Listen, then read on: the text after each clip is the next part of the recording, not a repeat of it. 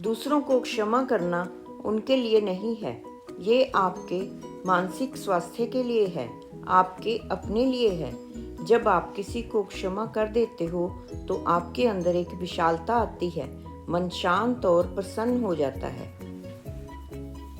अपने दिमाग को ब्रह्मांड की इस विशालता के लिए खोलें। Hello everyone, welcome to Sunita Sood vlogs and I am Sunita Sood. Friends, आज हमारा बातचीत का विषय है क्षमा भाव की क्षमता, एबिलिटी टू फॉरगिव।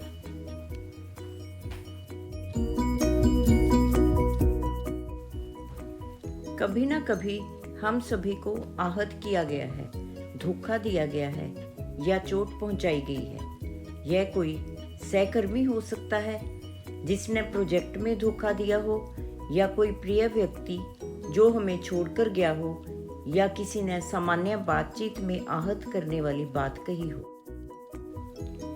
ऐसे भावनात्मक घाव कड़वाहट और नकारात्मकता लाते हैं। कई बार हम ईश्वर के न्याय पर ही सवाल उठाने लगते हैं। चूंकि हमारा दर्द वास्तविक होता है, हमें लगता है कि इस दर्द की देखभाल करें।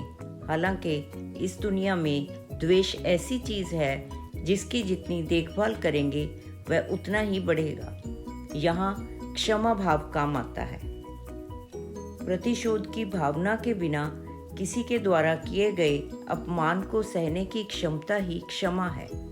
यह खुद को अपनी ही जेल से आज़ाद करने जैसा है। माफ़ी का अर्थ यह नहीं कि हम अपराध को माफ़ कर दें, बल्कि इसका मतलब है द्वेष और आहत भाव को भूलना।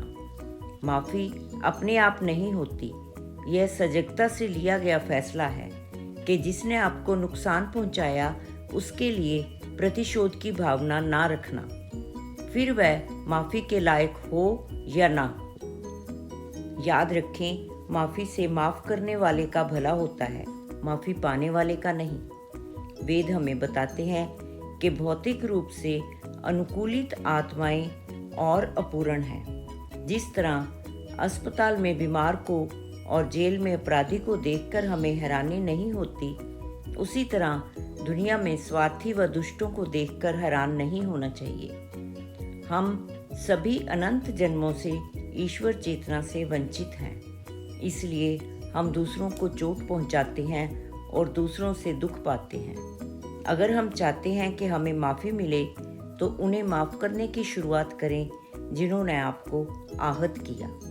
जब तक हम इस दुख से ऊपर नहीं उठते, समय के साथ नकारात्मक भावनाएं बढ़ती जाएंगी, जिससे आंतरिक भावनात्मक संघर्ष, मानसिक असंतुलन और शारीरिक स्वास्थ्य संबंधी समस्याएं हो सकती हैं।